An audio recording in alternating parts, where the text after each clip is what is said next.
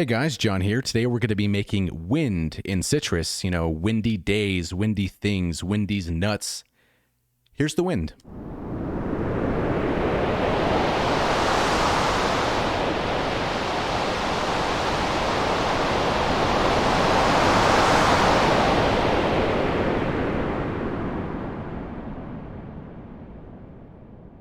All right, so hopefully that blew you away. So getting into this patch, it's not really too complicated. The only thing we have on the main page here is going to be our oversampling at 2. I always kind of recommend to go 2 rather than leaving it default so you can kind of hear it a little bit better. So diving into operator number 1, you guessed it, it's just going to be the noise oscillator all the way at the top. And same thing for operator number 2, the noise all the way at the top. The real difference here is that operator 1 is going to be going to filter 1 and operator 2 is going to be going to filter number 2. So let's dive into filter number 1 and kind of see what's going on here. So one of the first things we have is this volume envelope. So on this first filter here, it's kind of going in volume, then it kind of decreases away, it goes up, and then it kind of goes down, and it kind of gets louder as time goes on, and then it kind of fades away. And keep in mind, this is actually quite a long envelope, because with wind, it's not really going to be a static sound. It's going to be moving in volume and frequency. It's always kind of changing and moving. It's blowing around, you know what I'm saying? So that's kind of the concept of the envelope for the volume.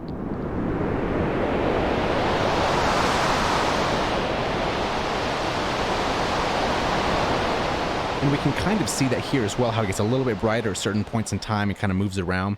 And for filter number 2, it's going to be essentially kind of the same thing, but slightly different. So if you look at these two, they're kind of the same spots, like these points are mainly in the same things, but in the middle, it's a little bit different, just to kind of make it a little bit different there. The next thing is going to be the cutoff. So you kind of have to find a right cutoff and a resonance that you kind of stick with. And then we go into the cutoff envelope, or the cutoff mod, and this is going to kind of drive with mod X. So over here on the main tab, so this knob here is going to kind of change that sound.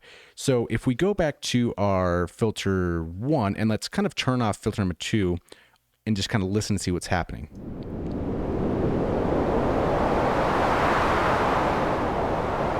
So that mod X is moving this cutoff around, so you kind of get a little bit more highs, a little bit less highs, and kind of so on and so forth. It's kind of just automating that back and forth.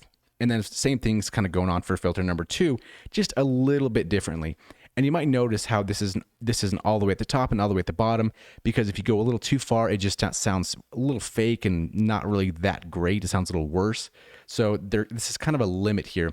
So when X is all the way at the top, it's actually going to be at this value here at the right, and at the very bottom, it's going to be down here at like 75%. So really 100% value of X is going to be what you see here on this graph. And filter 1 and 2 are also going to be attached to that same knob.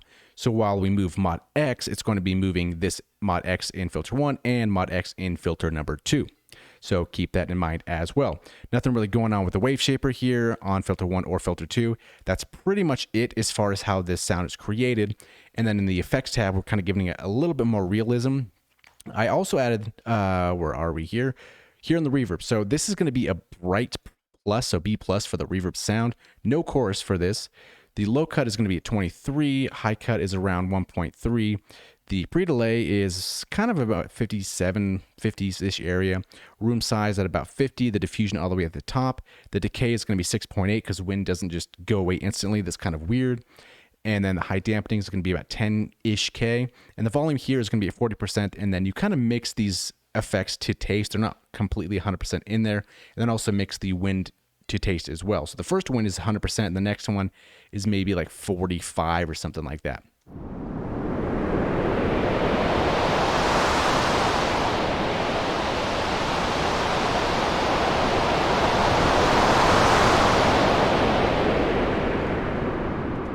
And then to really make the wind stand out this is where you want to modulate this mod X to really make it sound different. Because if we turn this automation off and we just listen to it,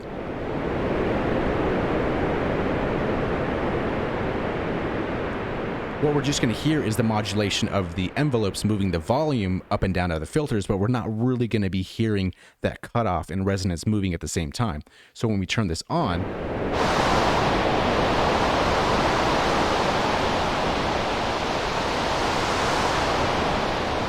we're really going to start to get that movement, that almost wind-ish type of sound.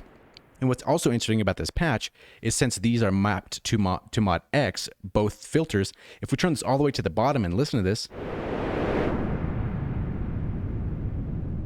we almost have that low rumbly sound, and we can kind of just play with it a little bit.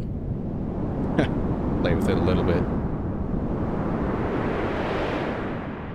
But hopefully you get the idea. You're kind of just using mod X to control the cutoff frequencies of all that and so forth.